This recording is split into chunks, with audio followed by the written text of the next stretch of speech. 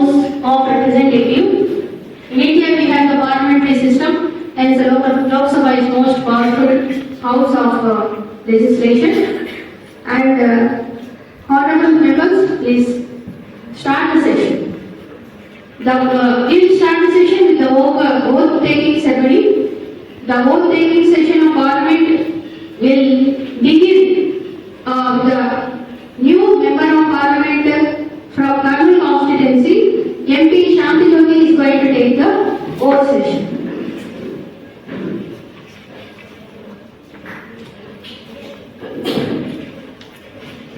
I, Shanti Jogi, having been elected a member of House of the People from Kurnool constituency of Andhra Pradesh, do swear in the name of God that I will bear true faith and allegiance to the Constitution of India and by law established. That I will bear true faith and allegiance to the Constitution of India, and I will uphold the sovereignty and integrity of India, and that I will faithfully discharge the duty upon which I am about to enter.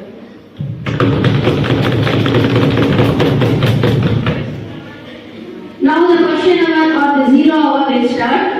Let me tell you, question hour means after 12 p.m. it is called the question session.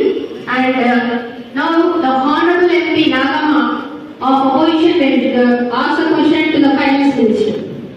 Thank you, ma'am. గౌరవనీయ అధ్యక్ష, గత కొన్ని నెలలుగా మన రూపాయిగా పడిపోయింది. స్వాతంత్రం వచ్చినప్పటి నుంచి ఇప్పటి వరకు ఒక నాణ్యానికి 90 రూపాయలు ఇచ్చే పరిస్థితి రాలేదు అధ్యక్ష. కానీ అది ఈరోజు జరిగింది. రూపాయిగా పడిపోవడం వల్ల దిగుమతుల ఖర్చులు పెరగడం, పెట్రోల్ డీజిల్ ధర పెరగడం, సాధారణ ప్రజలపై భారం పెరగడం జరుగుతుంది అధ్యక్ష. Now I want to demand the Finance Minister to clarify what steps the government is taking to stabilize the rupee. Thank you. Honorable Finance Minister Chinna Garjamma will answer the question. Thank you, ma'am. Honorable Speaker, I thank the honorable member of opposition for the question. మన రూపాయి విలువ పతనానికి కారణం మన దేశంలో జరిగే మార్పుల మీద కాదు, ప్రపంచంలో జరిగే మార్పుల మీద కూడా ఆధారపడి ఉంటుంది. ఇంటర్నేషనల్ మార్కెట్ లో డాలర్ బలపడడం, గ్లోబల్ వడ్డీ రేట్ల పెరుగుదల, క్రూడ్ ఆయిల్ ధరల మార్పులు ఇవన్నీ రూపాయి మీద ఒత్తిడిని పెంచుతున్న ప్రధాన కారణాలు. అధ్యక్ష, ఈ ప్రభావాన్ని తగ్గించడానికి ప్రభుత్వం ఇప్పటికే చర్యలు తీసుకుంటుంది. ఫస్ట్, ఫారెక్స్ రిజర్వ్స్ ను మరింత బలోపేతం చేస్తుంది. సెకండ్, మన గూడ్స్ ఎక్స్పోర్ట్ పెంచేందుకు కొత్త విధానాలను అమలు చేస్తుంది.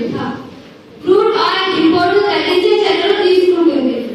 మన ఆర్బీఐ మార్కెట్ లో అవసరమైనప్పుడు గైడింగ్ ఇస్తూ రూపాయి స్థిరత్వాన్ని కాపాడుతుంది. ఇప్పటి పరిస్థితి ఇంటర్నేషనల్ ఫ్యాక్టర్స్ మీద ఆధారపడి ఉన్నప్పటికీ మన ఆర్థిక వ్యవస్థ చాలా బలంగా ఉంది.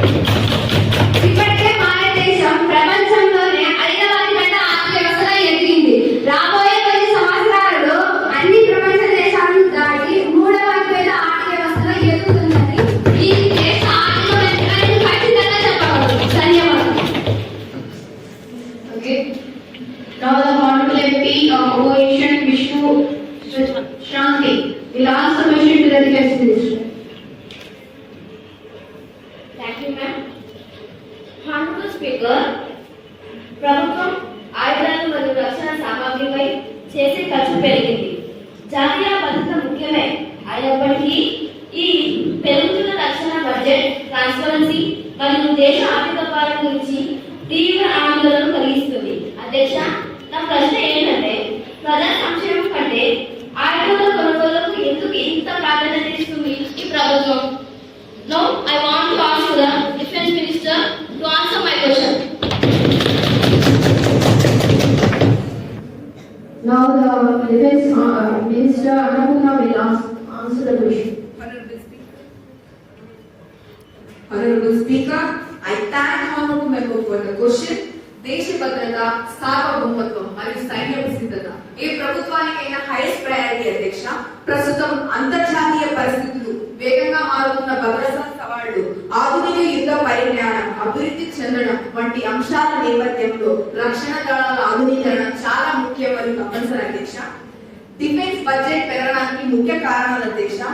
ఫస్ట్, పాత ఆయుధాల పరికరాలను ఆధునిక సాంకేతికతతో మార్చడం, సరిహద్దు భద్రతను మరింత బలోపేతం చేయడం, భవిష్యత్ ప్రమాదాలను సమర్థంగా ఎదుర్కోవడానికి రక్షణ దళాల సామర్థ్యాన్ని పెంచడం అధ్యక్ష. ట్రాన్స్పరెన్సీ విషయంలో అధ్యక్ష, ప్రభుత్వం డిఫెన్స్ అక్వైజేషన్ ప్రొసీజర్ డిఏపి ప్రకారం కఠినమైన పరిశీలనలు, సాంకేతిక పరీక్షలు, ఆర్థిక స్థాయిలో సమీక్షలు వంటి బహుళ స్థాయి ప్రక్రియలను అనుసరిస్తుంది అధ్యక్ష. ఇక్కడ ప్రత్యేకంగా మేక్ ఇన్ ఇండియా ద్వారా దేశీయ పరిశ్రమలుంటే జరుగుతున్నాయి అధ్యక్ష. ఇక్కడ ప్రత్యేకంగా ఆపరేషన్ సింధూర్ అధ్యక్ష.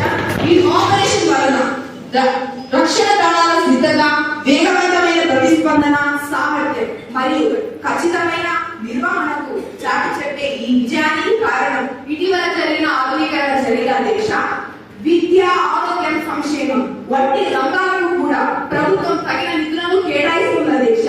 రక్షణ ఖర్చు పెరగడం అంటే ప్రజా సంక్షేమం తగ్గినది కాదు అధ్యక్ష. దేశ భద్రత, శాంతి మరియు స్థిరత్వం దేశ అభివృద్ధికి బలమైన పునాది అధ్యక్ష. థ్యాంక్ యూ అధ్యక్ష. Any supplementary questions? So, shall we move on to the next question? So, the honorable opposition MP member will ask question to the resolution. Thank you, ma'am. గౌరవనీయ అధ్యక్ష, రైతుల దేశానికి వెన్నముకలని మనందరం చెప్పుకున్నప్పటికీ వాస్తవ పరిస్థితి మాత్రం తీవ్ర ఆందోళన కలుగజేస్తుంది. National Crime Records Bureau report ప్రకారం 2023 సంవత్సరంలో దేశవ్యాప్తంగా వ్యవసాయ రంగానికి సంబంధించిన వారు మొత్తం 10,786 మంది ఆత్మహత్యలు చేసుకున్నారు అధ్యక్ష. వీటిలో 4,690 మంది రైతులు, 6,096 మంది వ్యవసాయ కూలీలు ఉన్నారు అధ్యక్ష. అంటే రోజుకి సగటున సుమారు 30 మంది రైతులు లేదా వ్యవసాయ కార్మికులు తమ ప్రాణాలు తీసుకుంటున్నారనేది చేదు నిజం. ఈ ఆత్మహత్యల్లో దాదాపు 38% మహారాష్ట్రలో, 22% కర్ణాటకలో నమోదయ్యాయి. ఆంధ్రప్రదేశ్, మధ్యప్రదేశ్ వంటి రాష్ట్రాల్లో కూడా ఎక్కువ సంఖ్య గల రైతులు ఆత్మహత్యలు జరుగుతున్నాయి అధ్యక్ష. అగ్రికల్చర్ మినిస్టర్కి నా ప్రశ్న ఏంటంటే, రైతుల ఆత్మహత్యలకు కారణాలు ఏమిటి? వాటిని ప్రభుత్వం ఎలా పరిష్కరిస్తుంది? Thank you.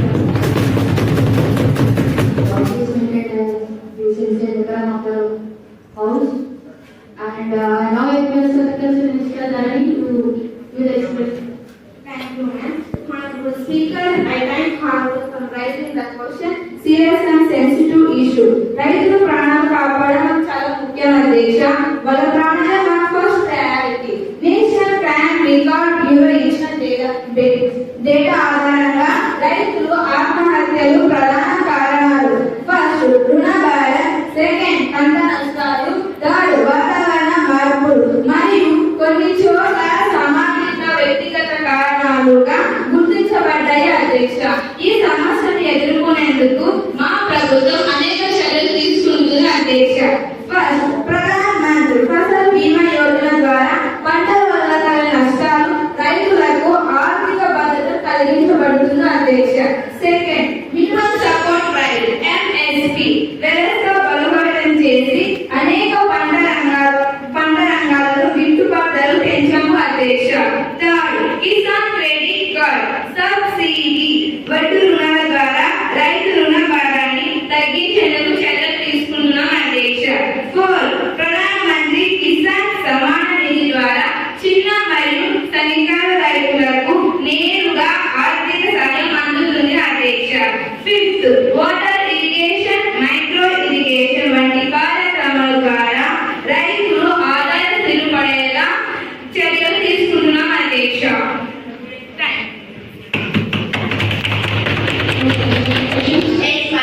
రైతుల ఆత్మహత్యలు ఎక్కువ జరుగుతున్న రాష్ట్రాల మీద కేంద్రం తీసుకుంటున్న చర్యలు ఏమిటి? Order the House.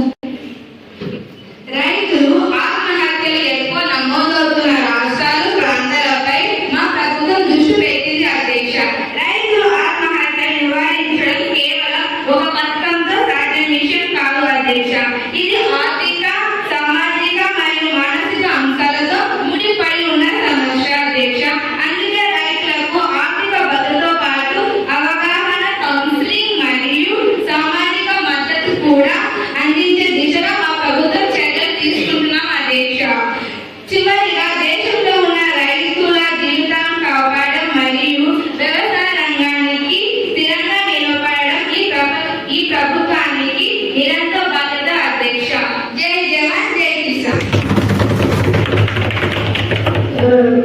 Ruling party, please don't put the slogans in the house.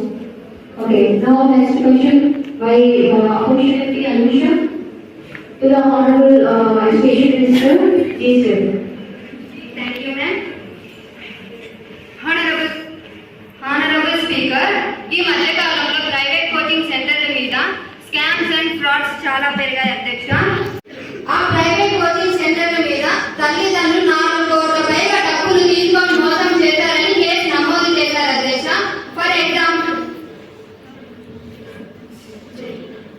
ఇలాంటి పరిస్థితుల్లో I want to ask the education minister what to step the government is take to stop these scams and fraud by coaching centers. Thank you. I request Concerned Minister to speak. Honorable Speaker, I thank the respected member for raising an important concern regarding the rise of scams and frauds. The second private coaching centers. The government takes this issue very seriously. అధ్యక్ష, ఈ మధ్య కాలంలో జరిగిన సంఘటనలో ముఖ్యంగా చెన్నైలో ఒక ప్రసిద్ధ కోచింగ్ సెంటర్ తప్పుడు హామీలు ఇచ్చి పెద్ద మొత్తంలో డబ్బులు వసూలు చేసి వచ్చినట్లు నివేదికలు ప్రభుత్వం గమనించింది అధ్యక్ష. అధ్యక్ష, ఈ విషయంపై సంబంధిత రాష్ట్ర ప్రభుత్వం నుండి నివేదికలు కోరాం. ఇప్పటికే స్థానిక అధికారులు చట్టపరమైన చర్యలు ప్రారంభించారు అధ్యక్ష. కోచింగ్ సెంటర్స్ స్కామ్స్ ను ఆపడానికి కేంద్రం రాష్ట్రాలకు గైడ్లైన్స్ జారీ చేసింది అధ్యక్ష. వాటిలో కొన్ని: ఫస్ట్, అన్ని కోచింగ్ సెంటర్లను ఆపడానికి నమోదు. సెకండ్, ఫీజుల వివరాలను స్పష్టంగా ప్రదర్శించడం. థర్డ్, తప్పుడు ప్రకటనలు, అబద్ధపు ర్యాంక్ క్లెయిమ్స్ నిషేధం. అధ్యక్ష, కోచింగ్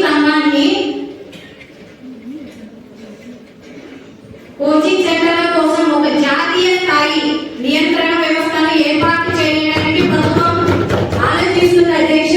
దీనికోసం రాష్ట్రాలు, నిపుణులు, విద్యార్థులు చర్చలు జరుగుతున్నాయి అధ్యక్ష. చివరిగా అధ్యక్ష, విద్యార్థులను వారి తల్లిదండ్రులను ఏ విధమైన దోపిడీ నుంచి ప్రభుత్వం కాపాడడానికి ప్రధాన కర్తవ్యం అధ్యక్ష. హామీలు, అధిక ఫీజులు లేదా మోసపూరిత కార్యక్రమంలో పాల్గొంటున్న ఏ కోచింగ్ సెంటర్ అయినా కఠిన చర్యల నుంచి తప్పించుకోలేరు అధ్యక్ష. మా లక్ష్యం కోచింగ్ రంగాన్ని రెస్పాన్సిబుల్ గా, పారదర్శకంగా, విద్యార్థులకు అనుకూలంగా మార్చడం. దీనికోసం ఒక ఎడ్యుకేషన్ మినిస్టర్ గా నిరంతరం కృషి చేస్తున్న అధ్యక్ష. ధన్యవాదాలు. Okay, shall we take the other question? So now the opposition MP Manisha will ask the question to the mayor and chair the group. Thank you, ma'am. Honorable Speaker, the safety of women remains a critical concern across in India and West Bengal. West Bengal in particular has seen troubling trends in crimes against women. National Crime Record Bureau data ప్రకారం బెంగాల్లో జరిగిన కొన్ని తీవ్రమైన ఘటనలు 2023లో జరిగిన కొన్ని తీవ్రమైన ఘటనలు మహిళలపై జరిగిన నేరాలు మొత్తం 34,000కు పైగా నమోదయ్యాయి అధ్యక్ష. వాటిలో 1,100కు పైగా కేసులు ఉన్నాయి. ఈ గణాంకాలు రాష్ట్రంలో మహిళల భద్రత ఎంత మాత్రం ప్రమాదంలో స్పష్టంగా చూపిస్తున్నాయి. ప్రస్తుత కాలంలో కూడా బెంగాల్లో కొన్ని తీవ్రమైన ఘటనలు దేశాన్ని కుదిపేస్తున్నాయి. 2025లో దుర్గాపూర్లో ఒక మెడికల్ విద్యార్థిని సామూహిక అత్యాచారానికి గురైన ఘటన దేశవ్యాప్తంగా ఆగ్రహానికి దారితీస్తుంది. అంతకుముందు ఒక లా కాలేజ్ విద్యార్థిని సామూహిక అత్యాచారానికి గురైన ఘటన దేశవ్యాప్తంగా మనల్ని భయానికి ఆందోళన చేస్తుంది. ఒక లా కాలేజ్ విద్యార్థినిపై కాలేజ్ ప్రాంగణంలో జరిగిన రేప్ మరియు దేశంలో ఉండే అందరి మహిళలను భయపడేటట్లు ఆర్జీ మెడికల్ కాలేజ్లో ఒక పీజీ డాక్టర్ మహిళపై జరిగిన అత్యాచారం మనల్ని సిగ్గుతో తొలగించుకునేలా చేస్తుంది అధ్యక్ష. how the government is going to protect the women from these violence? I want to demand the answer from Women and Welfare Minister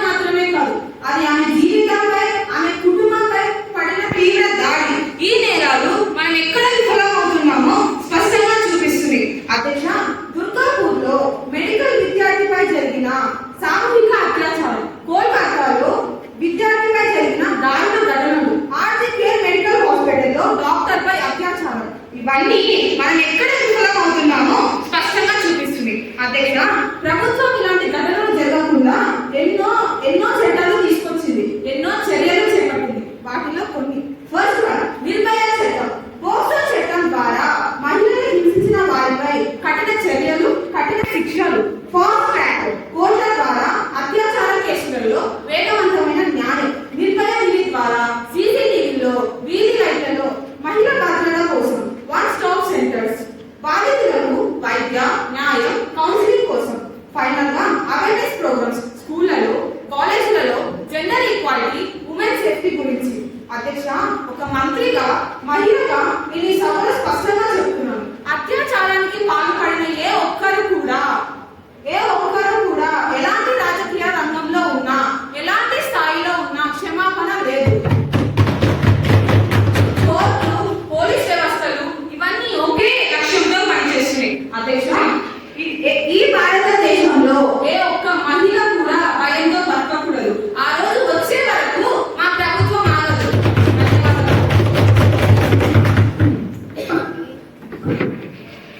Now the session will take into consideration the cervical cancer bill 2026.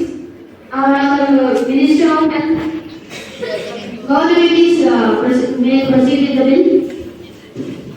Thank you, Honorable Speaker. I hereby raise to introduce the Cervical Cancer Prevention Bill 2026, a bill to provide for universal, affordable, and mandatory administration of the human papillomavirus vaccine for prevention of cervical cancer and related diseases.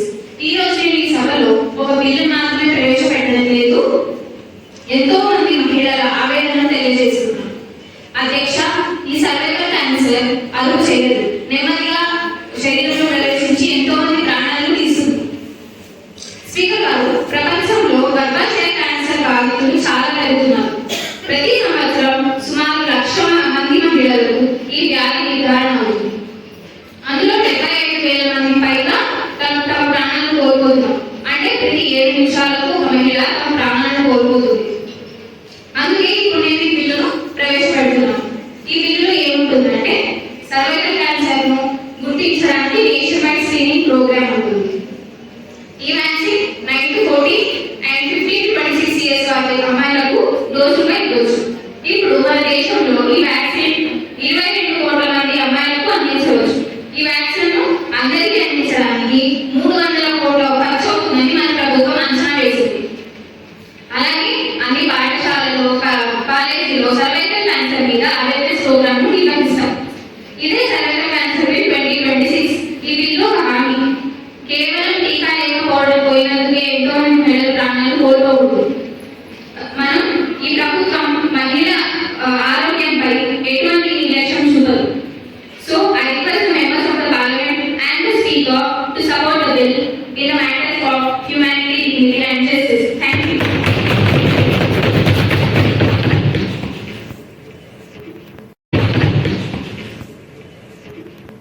Now the session will go for the discussion of the bill on the next topic is terrorism. Now I will request the Honorable Prime Minister. I will request the Honorable Opposition Member to start the discussion of the topic terrorism. Thank you ma'am. అధ్యక్ష, terrorism అనేది సిద్ధాంతం కాదు.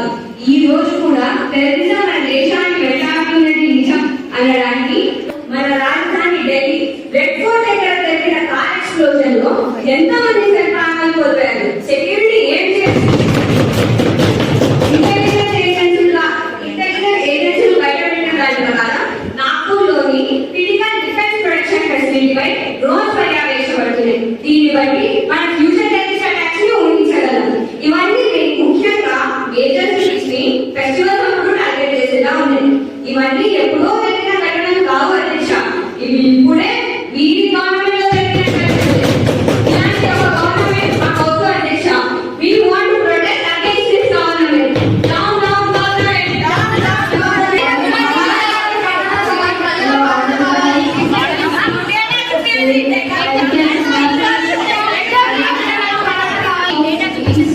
And this honorable members to without making any First, all sessions are made by the citizens of India. So please maintain this. Behavior to maintain this. సరిగ్గా అమలు చేయడం లేదు. Water security information leak అవుతుంది. ఇవన్నీ కలిసి టెర్రరిస్టులను ఎంకరేజ్ చేస్తూ డెమోక్రసీని challenge చేస్తున్నారు. అధ్యక్ష, ప్రైమ్ మినిస్టర్ గారు పదే పదే జీరో టాలరెన్స్ గురించి టెర్రరిజం మరి ఫస్ట్ ప్రయారిటీ అని చెప్తుంటారు. Why do we see repeated breaches rather than severe attacks? స్వతంత్ర భారతదేశం 80 సంవత్సరాలు పూర్తి చేసినప్పటికీ సామాన్య పౌరులకు భద్రత కరువైంది అధ్యక్ష. దీనికి సమాధానం మన ఆనరబుల్ ప్రైమ్ మినిస్టర్ గారికి చెప్పాలి. Thank you, ma'am. So, as a Prime Minister, I will not agree with the statements of leader of opposition. First, I am going to tell the session and to all the members present here that with absolute clarity, terrorism is not an issue to make it as a political agenda, or it is not just an issue to make it a debate topic. It is a matter of national survival, Madam Speaker. అధ్యక్ష, ప్రజల ప్రాణాల కంటే ముఖ్యమైన విషయం ఇంకేముంది మన prime minister గారికి? Government speaker గారు, ఈరోజు ప్రతిపక్షం దేశ భద్రతపై ప్రశ్నలు వేస్తుంది. We appreciate them. Actually, we are happy that they are showing some concern now about the national security. వారు అడిగిన ప్రశ్నలకు మేము సమాధానం ఇచ్చే ముందు మేము వారికి కొన్ని ప్రశ్నలు వేయాలనుకుంటున్నాం. ఒకసారి మీరు పరిపాలించిన కాలానికి వెళ్తే మీరు గవర్నమెంట్ లో ఉన్నప్పుడు ఉగ్రవాదాన్ని దేశానికి కుదిపినప్పుడు మీరేం చేశారు? గవర్నమెంట్ లో ఉండేది అప్పుడు అంతమంది నిరపరాధ పౌరులు చనిపోతున్నప్పుడు ఉగ్రవాదులని ఉగ్రవాదాన్ని ఎందుకు ఆపలేదు ప్రభుత్వం?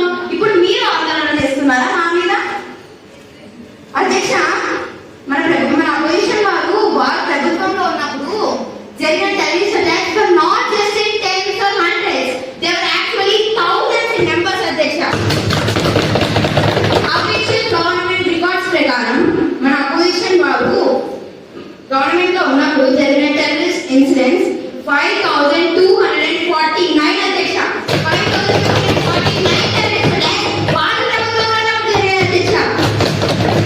These records and reports were publicly available to all the citizens of this country. I hope that the leader of opposition will also go into those records. So just now I want to specify some of the terrorist attacks at that time. Assam lo, Nagaland lo, Delhi lo, Mumbai crimes lo, Jaipur lo, Ahmedabad lo. ఇన్ని cities లో జరిగిన bomb పేలుడు మీ ప్రభుత్వంలో మాత్రమే జరిగాయి కదా. Honorable Speaker, our Prime Minister is trying to cover the ongoing Manipur conflict by taking up the past events. Honorable Speaker, we are not taking the past events and we didn't even study the history. We want to remind the opposition that history will never be changed and it should be always remembered. Next, Mumbai-లో 26/11 జరిగినప్పుడు మీరే కదా ప్రభుత్వంలో ఉన్నప్పుడు మీరేం చేశారు?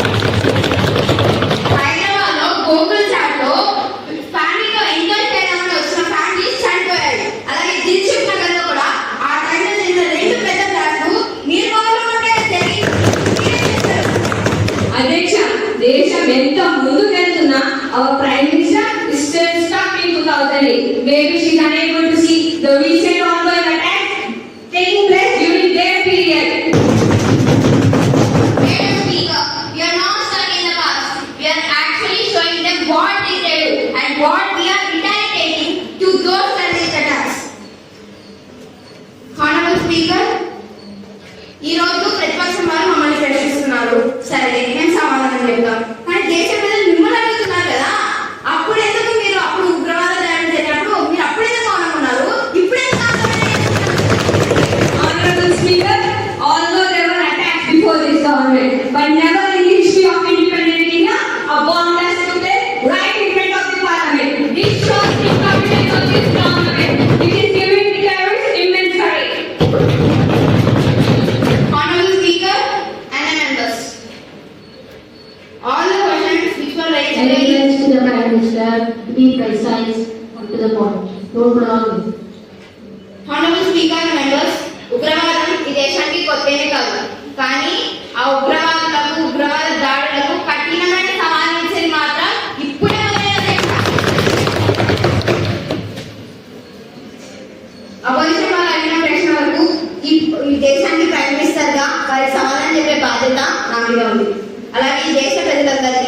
త్రివిధ దళాలు మన ఆర్మీ, నేవీ, ఎయిర్ ఫోర్స్ ఎలా టెర్రరిస్ట్ అటాక్స్ ని రిటాలియేట్ చేస్తున్నాయో చెప్పే బాధ్యత కూడా నాది ఉంది. సో నేను అవి తెలియజేయాలనుకుంటున్నాను. 2016 లో సర్జికల్ స్ట్రైక్ చేసి టెర్రరిస్ట్ లాంచ్ ప్లాన్స్ ని డిస్ట్రాయ్ చేశారు మా ప్రభుత్వం. 2019 లో పుల్వామా దాడి తర్వాత బాలాకోట్ ఎయిర్ స్ట్రైక్ చేసి ఉగ్రవాద ట్రైనింగ్ క్యాంప్ ని టార్గెట్ చేసి డిస్ట్రాయ్ చేసింది మా ప్రభుత్వం. జమ్మూ అండ్ కాశ్మీర్ లో మన సెక్యూరిటీ ఫోర్సెస్ కంటిన్యూస్ గా ఇంటెలిజెన్స్ బేస్డ్ టెర్రరిస్ట్ ఆపరేషన్స్ ని కండక్ట్ చేస్తూనే ఉన్నాయి. అధ్యక్ష I want to read some famous lines from the Vedic literature with your permission, అధ్యక్ష. ఎత్ర నాయసు పూజ్యంతే రమంతే తత్ర దేవత అంటారు.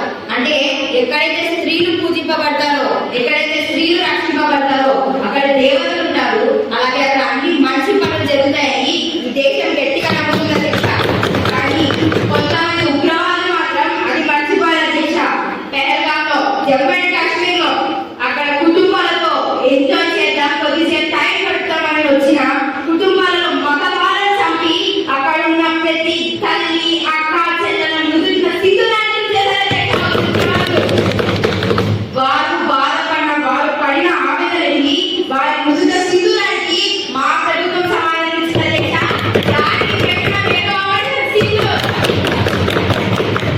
ఆపరేషన్ సింధూర్ అనే పేరుతో ఆపరేషన్ చేసి పాకిస్తాన్ లో ఉన్న 9 టెర్రరిస్ట్ క్యాంప్స్ ధ్వంసం చేసిన మన రక్షణ దళాలు. లష్కర్-ఇ తోయిబా, జైష్-ఇ మొహమ్మద్ లాంటి ఉగ్రవాద ట్రైనింగ్ క్యాంప్స్ ధ్వంసం చేసి టెర్రరిస్టులను అంతమొందించాం అధ్యక్ష. Honorable Speaker, we are not questioning the bravery of our brave soldiers. We are questioning the failure of this government. దాడి జరిగిన తర్వాత చర్యలు తీసుకోవడం విజయం కాదు అధ్యక్ష. దాడి జరగకుండా ఆపడం అసలైనది. దేశ భద్రతను రాజకీయ ప్రచారంలో మార్చడం ప్రమాదకరం. Madam speaker and honourable members, మన అపోజిషన్ లీడర్ చెప్పినట్టు ఉగ్రవాద దాడి జరిగినప్పుడు రిటాలియేట్ చేయడం, తిరిగి దాడి చేయడం ఎంత ముఖ్యమో జరగకుండా ఆపడం కూడా అంతే ముఖ్యం. Our government agree with that and I will agree with you. That's right. కానీ ఉగ్రవాద చర్యలు జరగకుండా ఆపడంలో కూడా మా ప్రభుత్వం ఎక్కడ తగ్గలేదు అధ్యక్ష.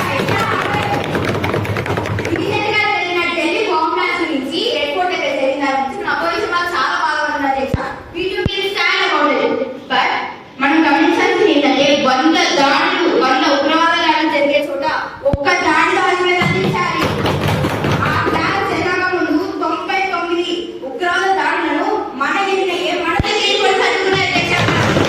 మనం ఒక్క దాడి చూస్తున్నాం. ఆ ఒక్క దాడి కూడా ఆ ఉగ్రవాది, ఆ టెర్రరిస్ట్ ఎక్కడ ఉన్న సెక్యూరిటీ ఫోర్సెస్ కి దొరుకుతాడన్న భయంతో తాను యాక్సిడెంటల్ గా చేసిన టెర్రరిస్ట్ అటాక్ తప్ప it's not a pre plan terrorist attack. అధ్యక్ష, మన ఫోర్సెస్ ఎంత గొప్పగా పనిచేస్తున్నాయంటే బ్లాస్ట్ ముందు రైట్స్ నిర్వహించి, అంటే టెర్రరిస్ట్ అటాక్ జరగకముందే దాన్ని ఆపడానికి ఎన్నో రైట్స్ అధ్యక్ష సీక్రెట్ గా పనిచేస్తున్నాయి అధ్యక్ష మన సెక్యూరిటీ ఫోర్సెస్. వాళ్ళందరినీ టెర్రరిస్ట్ డీపోస్ చేసి టార్గెట్ చేసి ఇలాంటి టెర్రరిస్ట్ అటాక్ జరగకుండా వాళ్ళని తీసుకుని వెళ్ళి జైల్లో కస్టడీలో పెట్టి విచారిస్తున్నారు అధ్యక్ష. ఇవి మన కడప అధ్యక్ష. ఏ పేపర్ చేయించో because that's the nation secretary. We the government, we don't want to tell it to the press or we don't want to politicize this. అధ్యక్ష, జమ్మూ అండ్ కాశ్మీర్ లో రైట్స్, యూపీలో రైట్స్, హైదరాబాద్ లో రైట్స్ చేసి టెర్రరిస్ట్ మాడ్యూల్స్ మోస్ట్లీ కస్టడీలో తీసుకున్నాం అధ్యక్ష మేము వాళ్ళని. దీనివల్ల దేశంలో ఎన్ని ఉగ్రవాదాలు ఆగిందాయో ఒకసారి మన అపోజిషన్ అధ్యక్ష. ఇప్పుడు మన దేశం న్యూ నార్మల్ పాటిస్తుంది అధ్యక్ష. అప్పటిలాగా ఇప్పుడు లేదా దేశం మన భారతదేశం. Government will absolutely have zero tolerance to terrorism and it is but certain అధ్యక్ష. చివరగా ఉగ్రవాదం సమూలంగా నాశనం అయ్యే వరకు మేము ఎక్కడ ఆగడం అధ్యక్ష. ఇప్పుడు వరకు మేము ఏం చేసామో చెప్పాం, ఏం చేస్తున్నామో చెప్పాం, ఏం చేయబోతున్నామో కూడా చెప్పాం అధ్యక్ష. మేము దేశం కోసం చాలా పెట్టి పనిచేస్తున్నాం అధ్యక్ష. ఇంకా కష్టపడి ప్రాణం పెట్టి పనిచేయడానికి మేము కష్టపడి పడతాం అధ్యక్ష. ఖచ్చితంగా పడతాం. మేము కష్టపడి పనిచేస్తాం అధ్యక్ష. ఈ దేశం కోసం ఇంకా చేస్తాం. అవసరమైంది ఈ దేశం కోసం మేము ప్రాణాలు అధ్యక్ష, జగదీష్ గారు పార్లమెంట్ భవనం నుంచి నేరుగా రంగభూమి ఇంత పేట్రియాటిజం ఉన్నప్పుడు ఉగ్రవాద చర్యలు జరిగినప్పుడు దేశ ప్రజలు కోర్టులో ఉండకుండా ఎక్కడికి ప్రయత్నించారు. అధ్యక్ష, పేట్రియాటిజమే దేశభక్తి. ఎలాంటి దేశభక్తి అంటే నేషన్ ఫస్ట్ సెల్ఫ్ నెక్స్ట్. మేము ఉగ్రవాదాలు జరిగినప్పుడు ఎక్కడికి వెళ్ళలేదు అధ్యక్ష. ఇక్కడైనా ఆ కుటుంబాలలోనైనా ఆ కుటుంబాలతో వాళ్ళకి మేము తిరిగి సమాధానం చెప్పాలి అధ్యక్ష. మా సెక్యూరిటీ ఫోర్సెస్, మా గవర్నమెంట్ మేము ఇచ్చిన complete hand, free hand, complete freedom ద్వారా సెక్యూరిటీ ఫోర్సెస్ గవర్నమెంట్ తెలియజేశారు అధ్యక్ష. అది మా ప్రభుత్వం అధ్యక్ష. మేము చేసాం అధ్యక్ష. మేము ఎప్పుడు ఎప్పటికీ ప్రజలతోనే ఉంటాం, వాళ్ళ కుటుంబాలతోనే ఉంటాం అధ్యక్ష. ఎక్కడికి పారిపోం అధ్యక్ష, ఎక్కడికి వెళ్ళిపో. అలాంటివన్నీ అపోజిషన్ వాళ్ళకి తెలుసు, మాకు తెలుసు అధ్యక్ష. చివరగా నేను చెప్పేది ఏంటంటే మన సెక్యూరిటీ ఫోర్సెస్ కి వాళ్ళ డ్యూటీ చేయడానికి ఈ ప్రభుత్వం ఫ్రీ హ్యాండ్, కంప్లీట్ హ్యాండ్ ఇచ్చింది అధ్యక్ష. కంప్లీట్ ఫ్రీడమ్ ఇచ్చాం అధ్యక్ష. ఈ దేశ ప్రధానమంత్రిగా 140 కోట్ల మంది భారతీయులకి నేను చెప్పేది ఏంటంటే ఉగ్రవాదం సమూలంగా నాశనమయ్యేంత వరకు ఈ ప్రభుత్వం ఎక్కడ ఆగదు. ప్రతి క్షణం మేము పని చేస్తూనే ఉంటాం. అలాగే భారత్ ఉగ్రవాదానికి ఎక్కడ భయపడదు, భారత్ ఉగ్రవాదానికి ఎక్కడ భయపడదు.